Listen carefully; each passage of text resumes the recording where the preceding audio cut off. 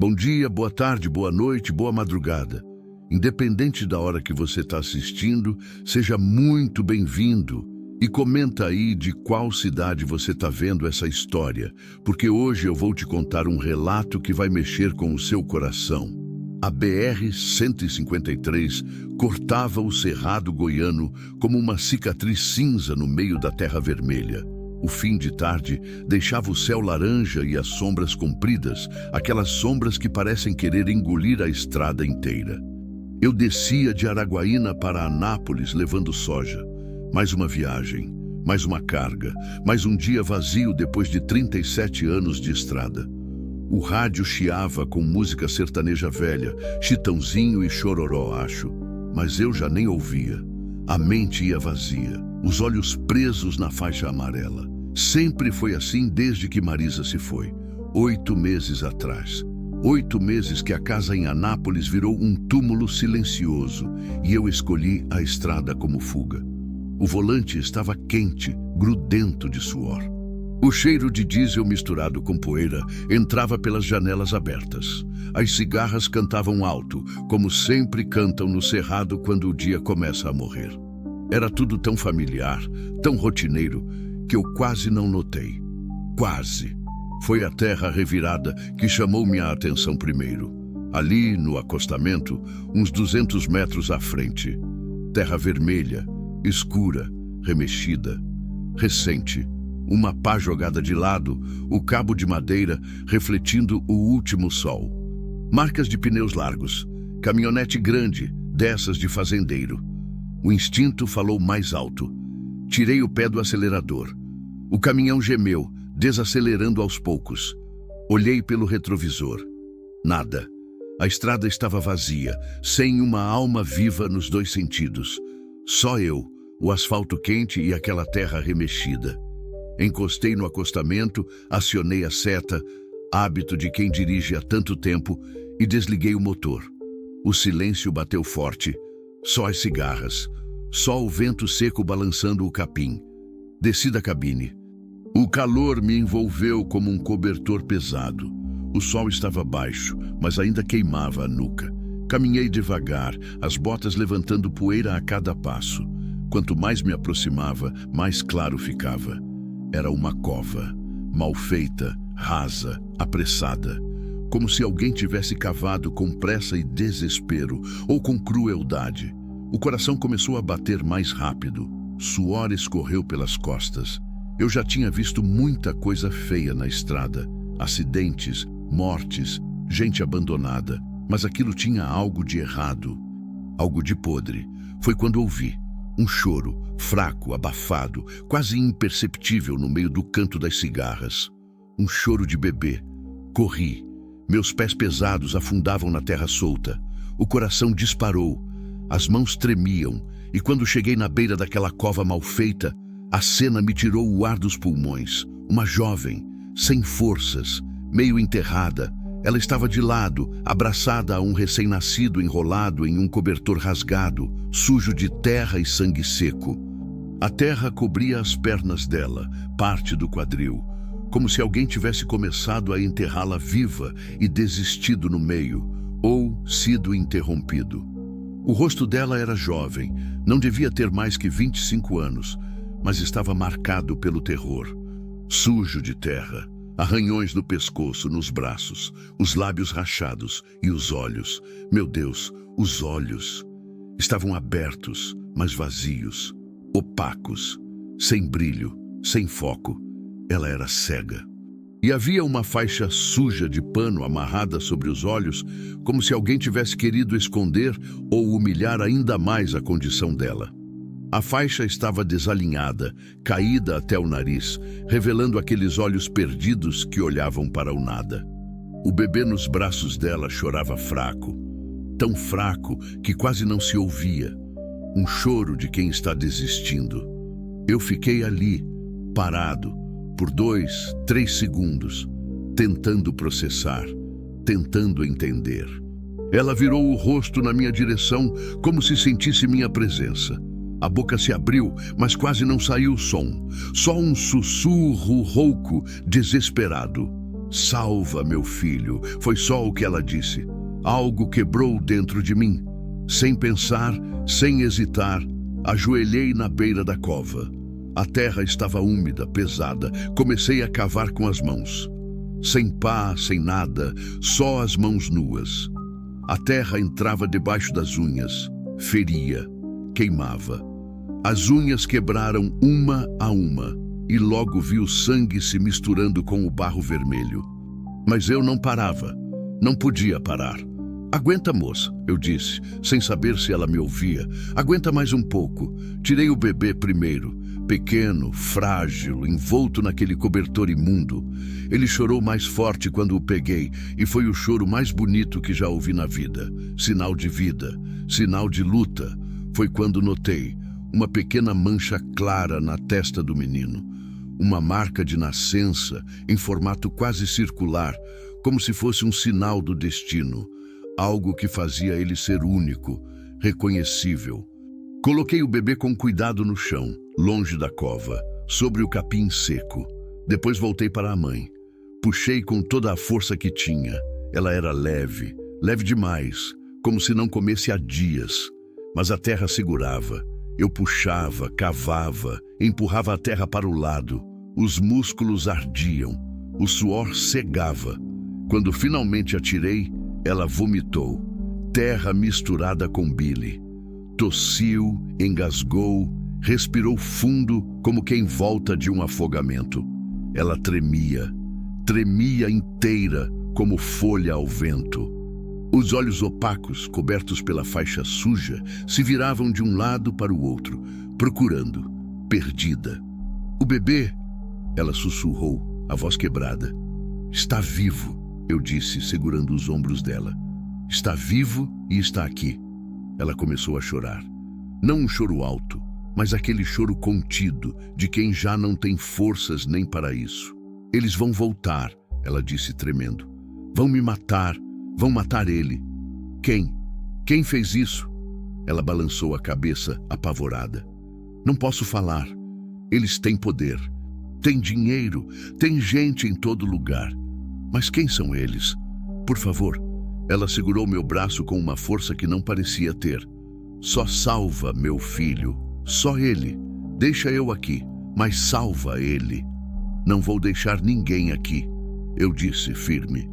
Ninguém. Peguei o bebê do chão e coloquei nos braços dela. Ela abraçou o filho com desespero, como se fosse perdê-lo de novo a qualquer momento. Como você se chama? Perguntei, tentando acalmá-la. Ela demorou a responder. Como se até o nome fosse perigoso. Helena, ela sussurrou por fim. Meu nome é Helena. E ele? Ela beijou a testa do bebê, onde estava aquela marca clara. Gabriel. Ele se chama Gabriel. Olhei ao redor. A estrada continuava vazia, mas não seria por muito tempo. Se alguém tinha feito aquilo, podia voltar. Podia estar vigiando. Vamos sair daqui, eu disse. Agora. Ajudei Helena a levantar.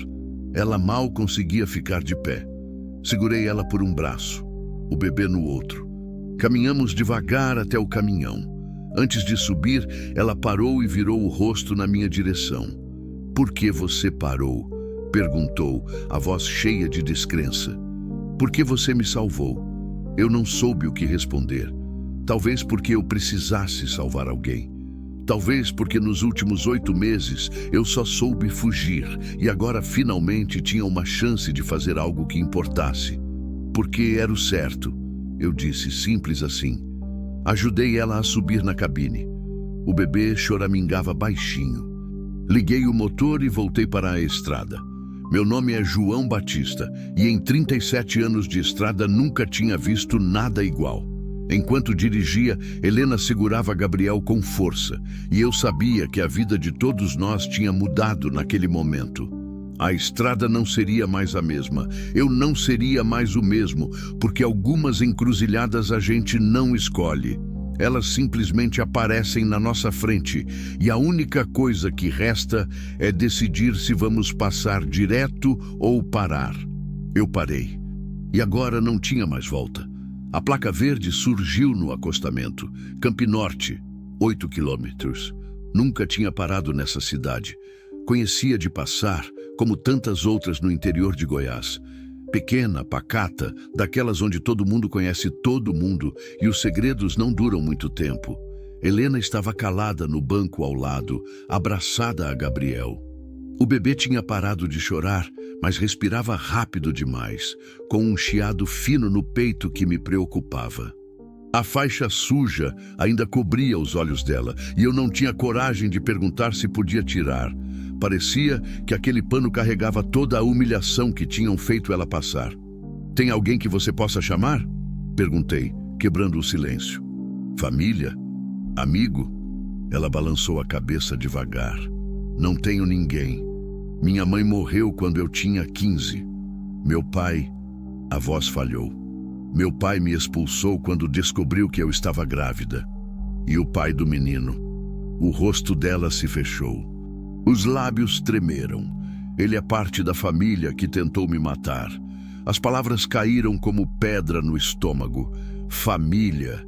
Não era um estranho, não era um caso isolado. Era gente de sangue, gente que devia proteger.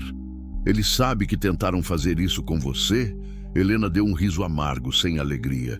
Ele ordenou. "Meu Deus!" Segurei o volante com mais força. A raiva subia, quente, queimando a garganta.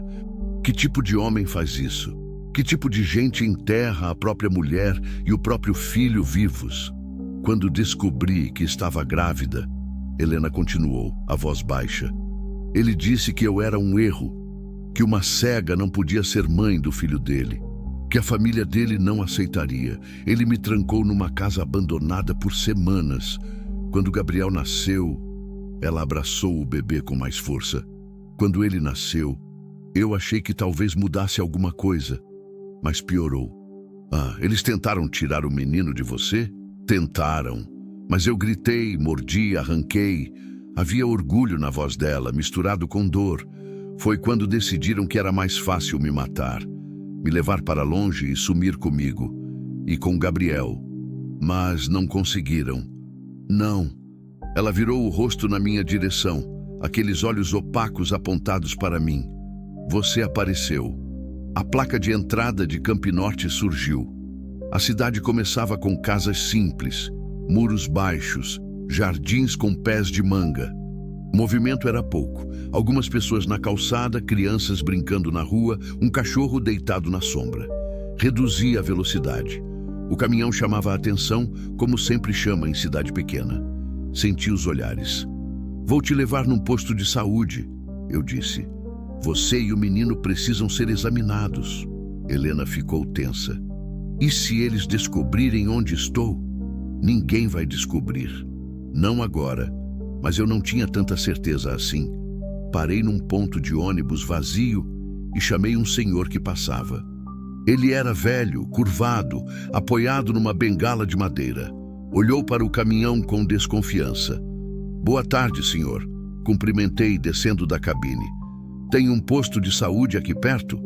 Ele me mediu de cima a baixo. Depois olhou para dentro do caminhão. Viu Helena e o bebê. "Tem." A voz era rouca, cansada. "Segue reto.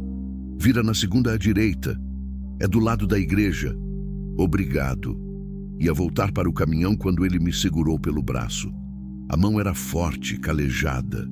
"Ela está bem?" Perguntou, apontando para Helena com o queixo. "Vai ficar." Ele estreitou os olhos, desconfiado, mas não insistiu. Me soltou e seguiu o caminho, mancando, olhando para trás 2 vezes. Voltei para a cabine. Helena estava tremendo. "Ele viu a gente", ela sussurrou. "É uma cidade pequena, todo mundo vê todo mundo. É disso que eu tenho medo." Segui as instruções do velho. A rua era estreita, com paralelepípedos irregulares que faziam o caminhão balançar. Casas simples, varandas com cadeiras de balanço, roupas no varal, cheiro de comida, feijão, arroz, carne assada. Vida normal, pacata, mas os olhares continuavam. Uma mulher na janela, 2 homens na esquina. Um grupo de crianças que parou de brincar para olhar o caminhão passar. "Eles estão olhando", Helena disse, sentindo. "Estão. E se reconhecerem a gente?" Ninguém conhece a gente aqui. Mas mesmo dizendo isso, um frio subiu pela espinha. A igreja apareceu, pequena, caiada de branco, com um sino de bronze na torre.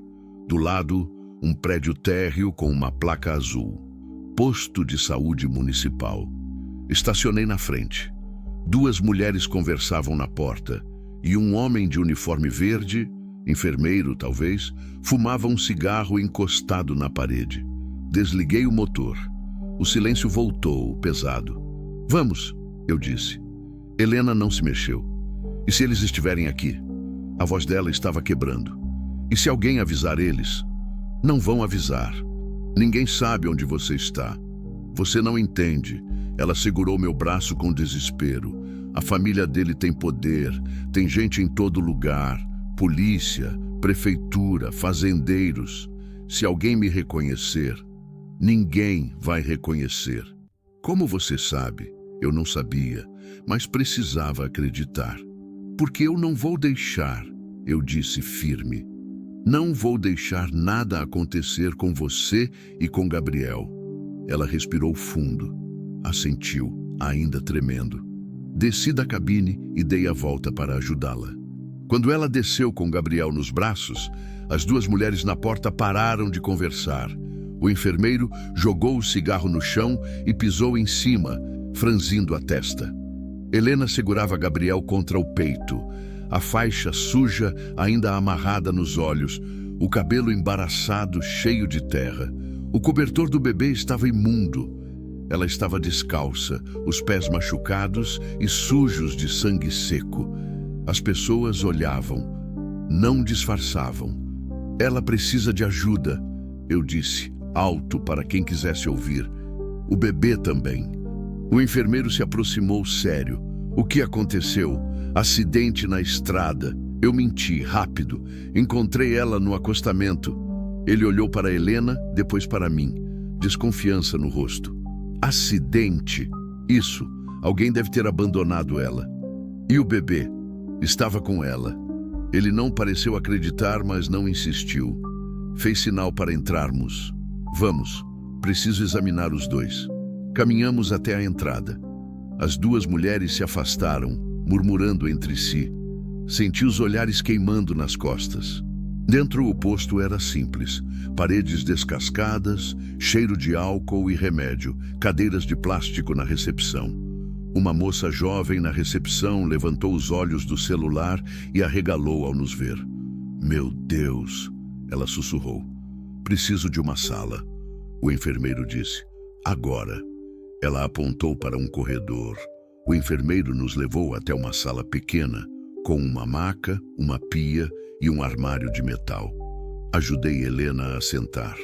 Gabriel choramingou baixinho.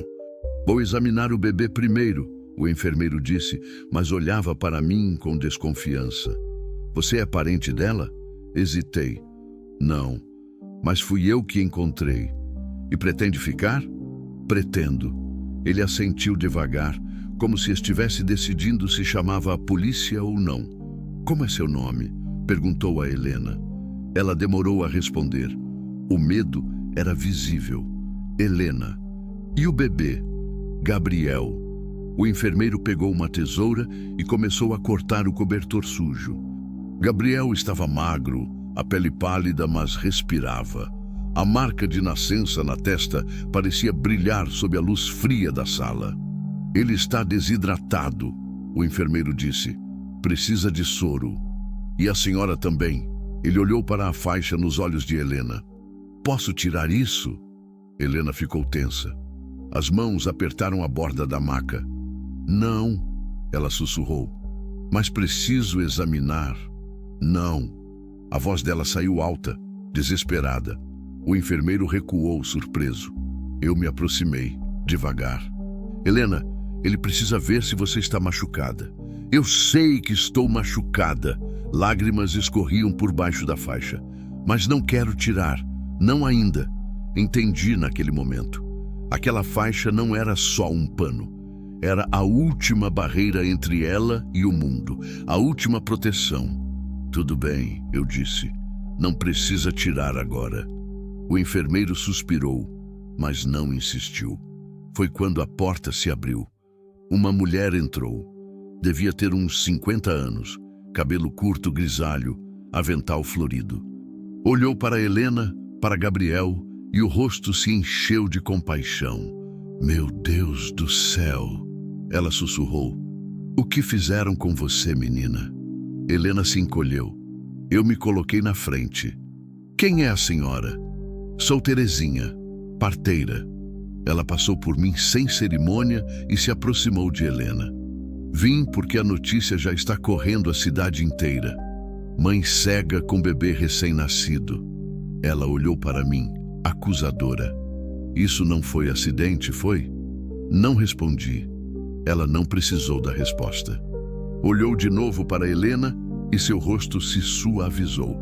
Não precisa ter medo, filha. Aqui você está segura. Mas, enquanto ela dizia isso pela janela da sala, vi um carro preto estacionando na rua. 2 homens desceram, ternos escuros, óculos espelhados. E um deles falava ao telefone, olhando diretamente para o posto de saúde. O sangue gelou nas veias. Helena, eu disse, tentando manter a voz calma. Acho que temos um problema. Helena sentiu pelo tom da minha voz. O corpo dela enrijeceu na maca. Eles estão aqui? Sussurrou, a voz fina de pânico. Olhei pela janela de novo. Os 2 homens conversavam perto do carro preto. Um deles apontava para o posto. O outro acenava com a cabeça, guardando o celular no bolso interno do terno. Não eram policiais. Policiais não usavam ternos caros em cidade pequena e não tinham aquela postura. Ombros largos, movimentos calculados, olhares que varriam o ambiente como quem procura alvo. Não sei quem são, eu disse. Mas não vamos esperar para descobrir. Terezinha franziu a testa. Do que vocês estão falando? O enfermeiro se aproximou da janela. Quando viu os homens, a expressão mudou. Reconhecimento e medo. São eles, ele disse baixinho, quase para si mesmo. Quem? Perguntei. Ele me encarou. O rosto tinha perdido a cor. Os Freitas. A família Freitas. Helena ofegou. O nome era uma sentença. Conhece eles? Perguntei ao enfermeiro. Todo mundo conhece. Ele se afastou da janela nervoso. Donos de metade das terras aqui em volta. Tem influência na prefeitura, na polícia, nos cartórios. Ele olhou para Helena. Se eles estão atrás dela, então precisamos sair. Eu completei. Terezinha se colocou na frente de Helena, protetora. Não vão levar essa menina daqui. Não vão mesmo, eu concordei, porque a gente vai sair antes. Peguei Gabriel dos braços de Helena com cuidado. O bebê estava quentinho, sonolento. Aquela marca na testa parecia pulsar sob a luz. Consegue andar? Perguntei a Helena. Ela assentiu, levantando da maca com dificuldade. As pernas tremiam, mas ela se manteve de pé. Tem outra saída? Perguntei ao enfermeiro. Ele hesitou. Os olhos iam da porta para Helena, dividido. Por favor, Helena disse, a voz embargada. Por favor, me ajuda. Algo quebrou no rosto dele. Suspirou fundo. Tem uma porta nos fundos. Dá para um beco que leva até a praça. Me leva lá. Agora. Terezinha abriu a bolsa e tirou um envelope de dinheiro. Toma. Ela estendeu para mim. Não é muito, mas ajuda. Não posso aceitar. Aceita. A voz dela era firme. E cuida dessa menina. Cuida do bebê. Peguei o dinheiro, um nó na garganta. Gente boa ainda existe, mesmo nos lugares mais esquecidos. O enfermeiro nos levou pelo corredor. A recepcionista levantou da cadeira, assustada. Doutor, o que está... Fica quieta, Cíntia. Ele cortou. Você não viu nada, entendeu? Não viu nada. Ela olhou para nós, para a porta da frente, e assentiu devagar. Chegamos nos fundos. Uma porta de madeira velha, trancada com ferrolho. O enfermeiro destravou e empurrou. O cheiro de lixo e esgoto invadiu. Vão pela esquerda, ele instruiu. Não olhem para trás. E boa sorte. Eu ia agradecer quando ouvimos. Vozes na recepção. Graves, autoritárias. Estamos procurando uma mulher, jovem, cega, com um bebê recém-nascido. A voz de Cíntia trêmula. Não vi ninguém assim. Não minta para mim, menina. O caminhão está estacionado aqui na frente. Meu caminhão. Droga. Vão, o enfermeiro sussurrou. Vão logo. Saímos para o beco. O sol ainda estava alto, mas entre os prédios a sombra era densa. Lixo acumulado nas laterais. Água suja escorrendo para um bueiro entupido. Helena se apoiava em mim, uma mão no meu ombro, a outra estendida na frente para não bater nas paredes. Gabriel estava quieto contra meu peito, os olhinhos semicerrados. Caminhamos rápido. Os passos ecoavam no beco estreito. Para onde vamos? Helena perguntou sem fôlego. Não sei ainda, mas longe daqui chegamos ao fim do beco. A praça se abria à nossa frente. Um coreto no centro, bancos de madeira, árvores grandes dando sombra. Algumas pessoas caminhavam tranquilas, crianças brincavam. Vida normal. Mas para nós, cada rosto era uma ameaça. Precisa tirar essa faixa, eu disse a Helena. O quê? Eles estão procurando uma mulher cega com faixa nos olhos. Se tirar, fica mais difícil reconhecer você. Ela ficou tensa, a respiração acelerando. Eu não consigo. Eu sei. Segurei a mão dela. Mas precisa. Só por agora. Os dedos dela tremiam quando levaram até a faixa. Devagar, com medo, ela puxou o nó. O tecido sujo caiu. Os olhos dela eram cinza claros, opacos, sem foco, mas mesmo assim eram bonitos, humanos. Pronto, eu disse. Agora você é só mais uma mãe passeando com o filho. Ela deu um sorriso triste, sem força. Atravessamos a praça tentando parecer normais. Eu segurava Gabriel. Helena ia ao meu lado, uma mão no meu braço, fingindo que apenas se apoiava por cansaço. Foi quando vi o reflexo do carro preto na vitrine de uma loja. Eles tinham saído pela frente do posto e agora percorriam as ruas devagar, procurando.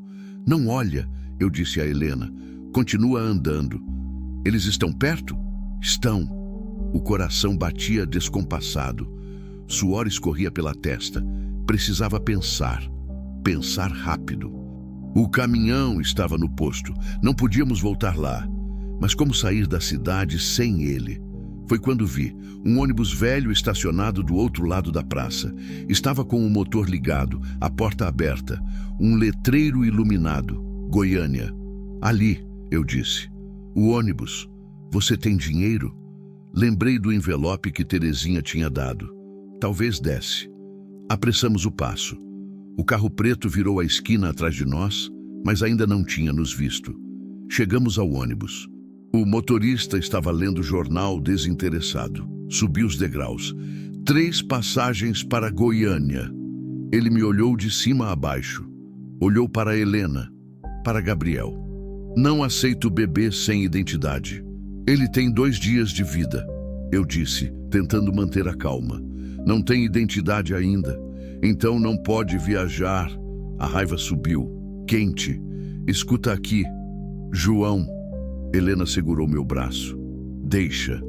Ela virou o rosto na direção do motorista, os olhos opacos fixos nele. Por favor, senhor. Meu filho está doente. Preciso chegar em Goiânia para o hospital. Por favor. Algo na voz dela tocou o homem. Ele suspirou, dobrou o jornal. Tá bom, mas se a fiscalização parar, vocês descem. Entendido? Entendido, eu disse, entregando o dinheiro. Subimos e fomos para o fundo. Só tinha mais 3 passageiros, um velho dormindo, uma mulher com sacolas e um rapaz de fone de ouvido. Sentamos nos últimos bancos. Helena abraçou Gabriel e eu fiquei de olho na janela. O carro preto estava parado na esquina. Um dos homens desceu e entrou numa padaria. O outro ficou olhando para a praça, o celular no ouvido. Eles estão procurando, Helena sussurrou. Eu sei. O motor do ônibus roncou mais alto. O motorista fechou a porta. Vamos logo. O ônibus começou a se mover, devagar, muito devagar. O homem do carro preto virou na nossa direção. Abaixei a cabeça. Helena se encolheu no banco. O ônibus passou pela praça. Passou pela esquina. O homem olhou, mas não prestou atenção. Só mais um ônibus velho saindo da cidade. Quando pegamos a estrada, a tensão começou a aliviar. Não muito, mas o suficiente para respirar. Helena soltou o ar que estava segurando. A gente conseguiu, ela sussurrou, incrédula. Por enquanto. Ela virou o rosto na minha direção. Sem a faixa, os olhos cegos tinham algo de vulnerável, mas também de forte. Por que você está fazendo isso? Perguntou. Você não me conhece, não me deve nada. Olhei pela janela. A estrada se esticava à frente, entre o cerrado vermelho e o céu que começava a escurecer. Por que eu estava fazendo isso? Talvez porque nos últimos 8 meses eu tinha vivido no automático. Dirigindo, comendo, dormindo, mas sem estar realmente vivo. A morte de Marisa tinha levado tudo. A cor, o som, o sentido. E, de repente, naquela estrada vazia, eu tinha encontrado Helena e Gabriel enterrados vivos. E pela primeira vez em meses eu senti. Senti raiva, medo, desespero. Mas também senti propósito. Porque eu precisava. Eu disse simples assim. Ela não entendeu. Ou talvez entendeu melhor do que eu mesmo. Ficamos em silêncio. O ônibus balançava na estrada esburacada. Gabriel dormia, tranquilo, como se nada tivesse acontecido. Mas eu sabia que não tinha acabado. As memórias começaram a vir, sem pedir licença, como sempre vinham. Marisa na cozinha, cantarolando enquanto fazia café. Marisa rindo de uma piada boba que eu tinha contado. Marisa na cama do hospital, segurando minha mão, dizendo que ia ficar tudo bem. Mas não ficou. O câncer levou ela em 6 meses. Rápido, cruel, sem dar tempo de me preparar. E quando ela se foi, eu não sabia mais quem era. Não sabia mais como viver. Então escolhi a estrada, porque na estrada eu não precisava sentir, só precisava dirigir. Mas agora, olhando para Helena e Gabriel, eu percebi algo. A estrada não me deixou fugir. Ela me colocou exatamente onde eu precisava estar. E de João? Helena chamou baixinho. Oi, obrigada. A palavra era pequena, mas carregava o peso do mundo. Eu só a senti, a garganta apertada. Goiânia ainda estava longe, e eu sabia que os Freitas não desistiriam. Mas naquele momento, dentro daquele ônibus velho, com uma mãe cega e um bebê com uma marca na testa, eu senti algo que não sentia há muito tempo. Esperança. Ou talvez fosse só medo disfarçado. Às vezes, é difícil saber a diferença. A noite caiu rápido, como sempre cai no Cerrado. O ônibus seguia pela BR-153, a mesma estrada onde tudo tinha começado horas atrás. Os faróis cortavam a escuridão, iluminando o asfalto rachado e o mato seco nas laterais. Não havia lua, só estrelas, milhares delas, indiferentes ao drama humano lá embaixo. Helena dormia encostada na janela, Gabriel nos braços. O bebê respirava melhor agora, mais calmo. A marca na testa dele parecia brilhar na penumbra do ônibus. Eu não conseguia dormir. Cada carro que nos ultrapassava fazia meu coração disparar. Cada farol no retrovisor era uma ameaça. Os Freitas tinham dinheiro, poder, contatos. Não seria difícil descobrir que tínhamos pego o ônibus. Não seria difícil nos alcançar. O velho nos bancos da frente roncava alto. A mulher com as sacolas mexia no celular, a luz azulada iluminando o rosto cansado. O rapaz de fone continuava com os olhos fechados, a cabeça balançando no ritmo de uma música que só ele ouvia. Vidas normais. Pessoas voltando para casa depois de um dia comum. Invejei eles. Meu celular vibrou no bolso. Peguei, o estômago apertado. Era Toninho, o despachante da transportadora onde eu pegava fretes. João, cadê você? A carga tinha que ter chegado ontem. Tá tudo bem? Olhei para Helena dormindo, para Gabriel. Não estava tudo bem. E talvez nunca mais estivesse. Desliguei o celular sem responder. Foi quando Helena se mexeu. Os olhos abriram devagar, desorientados. "Onde estamos?" perguntou, a voz rouca de sono. "Perto de Jaraguá, acho. Mais 1 hora até Goiânia." Ela ajeitou Gabriel no colo. O bebê bocejou, os olhinhos se abrindo um pouco. "E depois de Goiânia?" perguntou Helena. "Para onde a gente vai?" Eu não tinha resposta.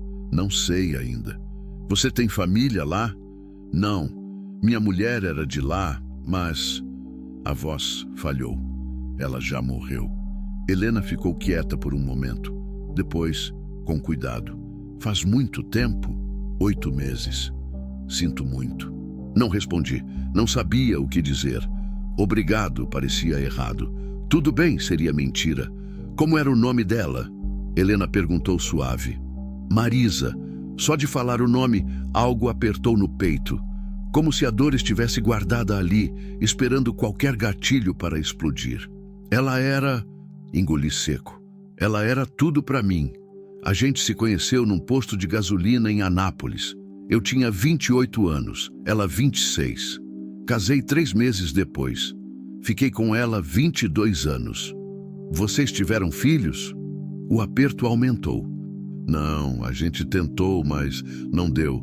Respirei fundo. Marisa sofria com isso. Dizia que a culpa era dela. Eu sempre falei que não importava, que a gente era feliz do jeito que estava. Mas acho que ela nunca acreditou de verdade.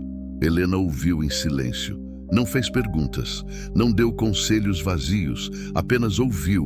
E de alguma forma, isso ajudou. Quando ela adoeceu, continuei, as palavras saindo sozinhas. Tudo aconteceu rápido demais. Um dia, ela estava reclamando de dor nas costas. No outro, estava no hospital fazendo exames. Câncer, estágio avançado. Os médicos deram 6 meses. Ela não durou nem isso. A voz embargou. Limpei a garganta. Nos últimos dias, ela mal conseguia falar. Mas pegou minha mão e disse: "Parei." As palavras doíam. Disse: "Não para de viver, João. Promete para mim." E eu prometi. Olhei pela janela, para a escuridão lá fora. Mas não consegui cumprir.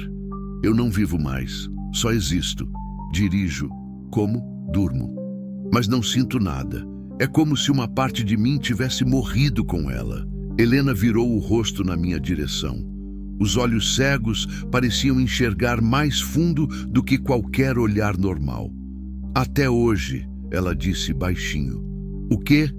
"Você disse que não sente nada, mas hoje você sentiu, quando me viu naquela cova, quando pegou Gabriel nos braços, quando fugiu comigo." Ela deu um sorriso triste. "Você sentiu, e por isso você salvou a gente." As palavras me atingiram como soco no estômago. Será que era verdade? Será que Helena tinha razão? Talvez aquela cova na beira da estrada não fosse só o túmulo dela. Talvez fosse também o meu, e ao salvá-la, eu estava tentando me salvar. "E você?" perguntei, mudando de assunto. "Como foi que..." Hesitei, sem saber como perguntar. "Como fui parar naquela cova?" Ela completou, sem rodeios. Helena respirou fundo. Abraçou Gabriel com mais força. "Vou te contar, mas não é bonito. Nada disso é bonito." Ela assentiu devagar. Então começou. "Meu nome completo é Helena Cardoso. Nasci em Porangatu. Fiquei cega aos 12 anos. Infecção depois de um acidente. Os médicos disseram que era tratável, mas meu pai não tinha dinheiro para pagar hospital particular, e o SUS demorou demais. Quando conseguiram me atender, já era tarde. A voz dela era firme, mas carregava mágoa. Minha mãe foi embora quando eu tinha 15. Não aguentou a pobreza, a doença, meu pai bêbado. Nunca mais vi ela. Meu pai..." Ela pausou. "Meu pai me culpava por tudo. Dizia que eu era um fardo, que ele desperdiçava a vida cuidando de uma inútil." Cerrei os punhos. Que tipo de pai fala isso para uma filha? Quando fiz 18 anos, arrumei trabalho numa padaria. Ganhava pouco, mas era meu. Minha independência. Foi lá que conheci Lucas. O nome saiu amargo da boca dela. Lucas Freitas. filho do dono das terras, das fazendas, de metade da região. Ele entrava na padaria todo dia, pedia café, ficava conversando comigo. Era gentil, educado, me fazia rir. Ela deu um riso sem alegria. Eu era idiota. Achava que ele gostava de mim de verdade. Ele não gostava. Ele gostava de ter algo que ninguém mais tinha. Uma cega que dependia dele, que não podia ver as mentiras no rosto dele. A voz tremeu. A gente ficou juntos 6 meses antes de eu engravidar. Quando contei para ele, tudo mudou. Ele disse que o pai nunca aceitaria, que a família tinha reputação, planos, que eu era um erro. E você? Disse que não me importava, que criaria meu filho sozinha. Foi quando Ela parou, a respiração pesada. Não precisa continuar, eu disse. Preciso. Ela virou o rosto. Você merece saber. Esperou um momento. Recompôs. Lucas me trancou numa casa abandonada na fazenda. Disse que era temporário, até ele resolver as coisas. Mas passaram dias, semanas. Gabriel nasceu lá, sozinha, no chão sujo. Eu mordi o cordão umbilical. Enrolei ele num cobertor velho que encontrei. Achei que ia morrer. Achei que a gente ia morrer. Lágrimas escorriam pelo rosto dela. Mas a gente sobreviveu. E no 3º dia, Lucas voltou. Disse que tinha uma solução, que ia me levar para um lugar seguro. Ela soluçou. Idiota, eu acreditei. Foi quando ele tentou te matar. Não foi só ele. Tinha mais 2 homens. Eles me colocaram no carro, dirigiram por horas. Eu ouvia eles conversando, dizendo que eu era um problema, que o bebê era um problema, que precisavam sumir com a gente. A voz dela estava quebrando, mas continuava. Pararam no meio da estrada, me arrastaram para fora, começaram a cavar. Eu implorei, gritei, mas eles não pararam. Só riam, diziam que ninguém ia sentir falta de uma cega. Ela limpou as lágrimas com raiva. Jogaram a gente na cova, começaram a jogar terra. Gabriel chorava. Eu segurava ele, tentando proteger. A terra entrava na minha boca, no meu nariz. Eu não conseguia respirar. Pensei, é assim que termina. É assim que eu morro. Mas não morreu. Não, porque algo os assustou. Barulho de motor, talvez. Ou alguém passando. Eles pararam, entraram no carro e foram embora. Disseram que voltariam mais tarde para terminar o serviço. Ela segurou minha mão com força. E então você apareceu. Fiquei sem palavras. A história dela era pior do que eu imaginava. Não era só abandono. Era crueldade premeditada. Assassinato frio. Vou te proteger, eu disse, firme. Juro por tudo que é sagrado. Não vão encostar um dedo em você e no Gabriel. Ela sorriu, mas era um sorriso triste. Você não conhece os Freitas. Eles têm braços longos, muito longos. Não me importa quão longos são os braços deles. Não vão te pegar. O ônibus diminuiu a velocidade. Luzes apareceram à frente. Posto da polícia rodoviária. O coração disparou. Relaxa, eu disse a Helena. É só uma blitz de rotina. Mas não estava relaxado, nem um pouco. O ônibus parou. 2 policiais subiram. Lanternas na mão, expressões sérias. Boa noite, disse o mais velho, a voz cansada. Fiscalização de rotina, documentos, por favor. Os passageiros começaram a pegar RG, carteiras. Eu peguei a minha também, as mãos suando. Os policiais caminharam pelo corredor conferindo. Quando chegaram em nós, a lanterna iluminou nossos rostos. Helena abaixou a cabeça. Gabriel estava quieto. O policial olhou para mim, para ela, para o bebê. É sua esposa? Hesitei.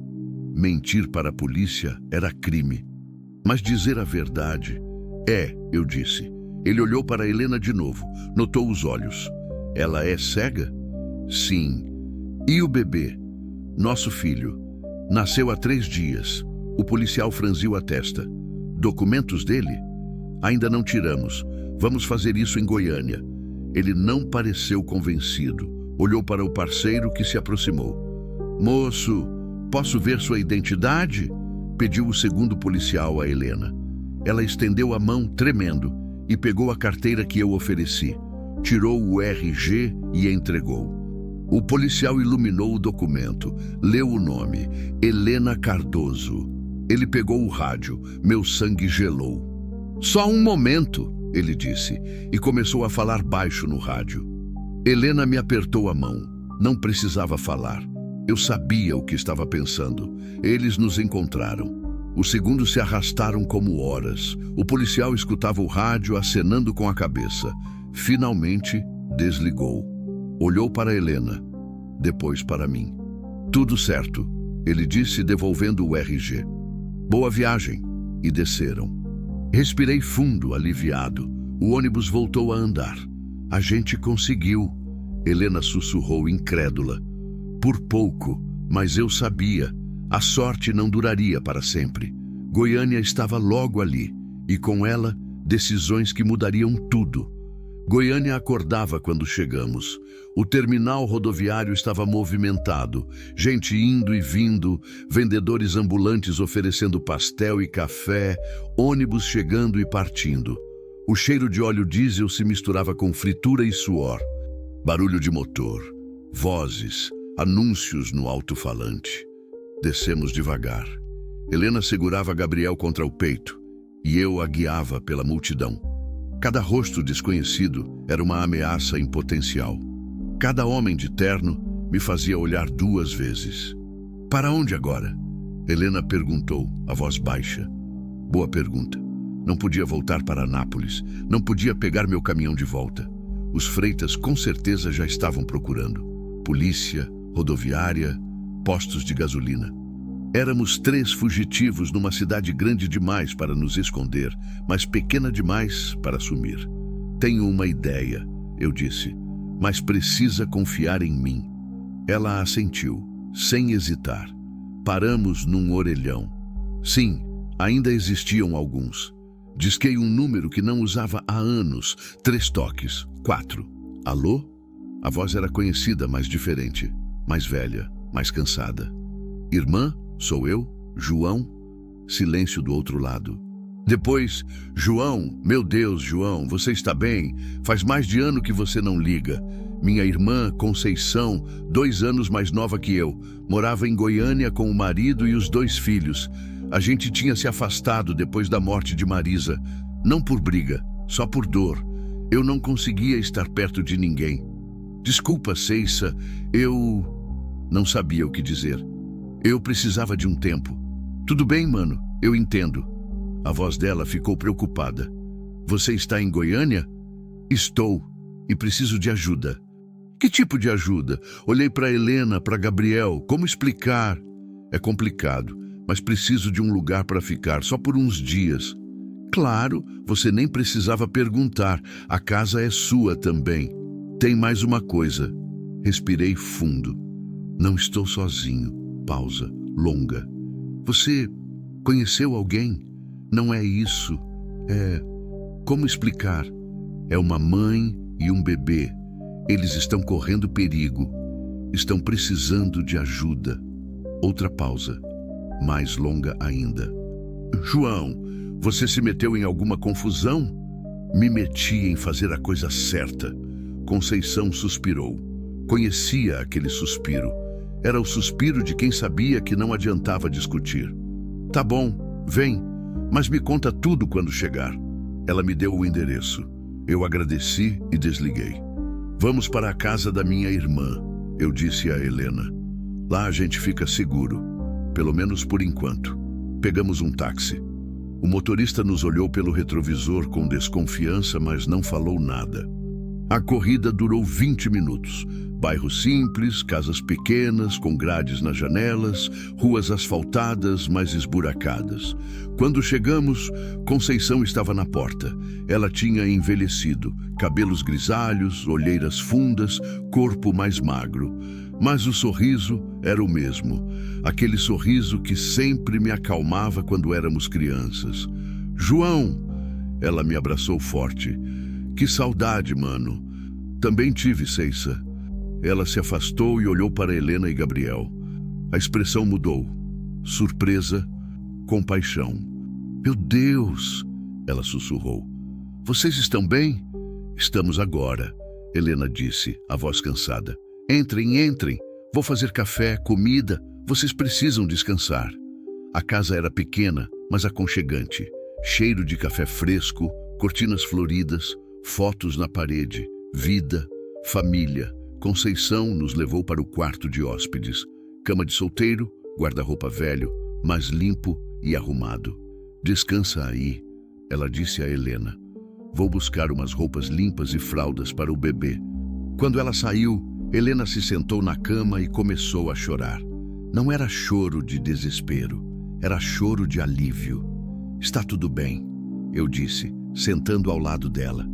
Você está segura. Por quanto tempo? Ela limpou as lágrimas. Eles não vão desistir, João. Os Freitas não desistem nunca. Então a gente vai sumir de verdade, mudar de cidade, de estado se precisar. E você? Ela virou o rosto na minha direção. Você vai abandonar sua vida por causa de gente que mal conhece? Que vida? A pergunta saiu mais amarga do que eu queria. Eu não tenho vida, Helena. Tenho uma casa vazia e uma estrada sem fim. Se eu te ajudar, se eu proteger você e o Gabriel... A voz falhou. Talvez eu consiga cumprir a promessa que fiz para Marisa, a promessa de voltar a viver. Helena segurou minha mão. Não disse nada. Mas o aperto era suficiente. Passamos 2 dias na casa de Conceição. 2 dias de calma. De comida caseira, banho quente, roupa limpa. Gabriel estava mais forte, ganhando peso. Helena sorria mais. Eu comecei a dormir sem pesadelos. Mas no 3º dia, tudo desmoronou. Eu estava na sala ajudando meu cunhado, Valdir, a consertar uma cadeira quando o celular de Conceição tocou. Ela atendeu. Alô? Sim, sou eu. Pausa. Como? O rosto dela empalideceu. Tem certeza? Ela desligou, as mãos tremendo. João, precisamos conversar. O tom dela me fez gelar. Fomos para a cozinha. Conceição fechou a porta. Era minha amiga Lourdes. Ela trabalha na delegacia do centro. Conceição engoliu seco. Ela disse que chegou um mandado de busca hoje de manhã. Estão procurando uma mulher chamada Helena Cardoso e um bebê recém-nascido. Meu coração disparou. Mandado de quem? De um advogado de Porangatu. Ele alega que Helena sequestrou o próprio filho, que ela é instável mentalmente, que representa perigo. Isso é mentira. Eu sei, João, mas eles têm documento. A assinatura de juiz. Estão checando hospitais, abrigos, rodoviárias. Ela me segurou pelos ombros. É questão de tempo até acharem vocês. Merda. Merda. A gente precisa sair. Agora. Para onde? Não sei. Mas não podemos ficar aqui. Não posso colocar você e sua família em perigo. Conceição balançou a cabeça. Você é minha família, João. Justamente por isso, eu a abracei. Obrigado por tudo, mas a gente precisa ir. Fui até o quarto. Helena estava amamentando Gabriel. Quando me viu, soube. Eles nos acharam? Ainda não, mas vão achar. Precisamos sair de Goiânia. Para onde? Pensei rápido. Onde os Freitas não teriam influência. Onde poderíamos sumir de verdade. E então lembrei. Brasília, eu disse. A gente vai para Brasília. É grande, tem gente de todo lugar. A gente se perde no meio da multidão. Lá, a gente recomeça. De verdade. Helena assentiu, determinada. Vamos. Conceição nos deu dinheiro, roupas, fraldas.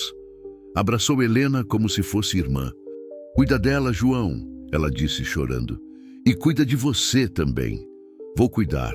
Valdir nos levou até a rodoviária de carro. O céu estava fechado, nuvens pesadas ameaçando chuva. Compramos passagens para Brasília. Ônibus saía em 20 minutos. Estávamos quase na porta de embarque quando vi 2 policiais entrando na rodoviária e atrás deles um homem de terno. Cabelo engomado, óculos escuros, postura arrogante. Não precisava ver o rosto para saber. Era um Freitas. Helena, anda rápido, eu disse, puxando ela. O que foi? Eles estão aqui. Apressamos o passo. A fila para embarque estava longa. Maldição. Os policiais começaram a mostrar uma foto para as pessoas. Foto de Helena. Estávamos encurralados. Foi quando ouvi trovão. Forte, estrondoso, e a chuva começou. Não era chuva comum, era dilúvio. A água caiu com violência, alagando a rua em segundos. As pessoas correram para dentro da rodoviária. Confusão, gritos, empurra, empurra. Aproveitei. Peguei Helena e Gabriel e corri para a porta lateral. Saímos debaixo da chuva torrencial. A água me cegava, ensopava até os ossos. João, o que você está fazendo? Helena gritava. Confia em mim. Corri pela rua alagada. A água batia no tornozelo. Carros buzinavam. Raios cortavam o céu. Vi um táxi parado, o motorista tentando ligar o carro afogado. Bati na janela. Ele abriu assustado. Preciso do seu carro. O quê? Tirei todo o dinheiro que tinha e joguei no colo dele. Toma, é seu. Só preciso do carro. Ele olhou para o dinheiro. Para mim, para Helena e Gabriel. E saiu do carro. Entrei, ajudei Helena a entrar. Gabriel chorava, assustado com o barulho da chuva. Liguei o motor. Milagre. Pegou. Pisei fundo. Olhei pelo retrovisor.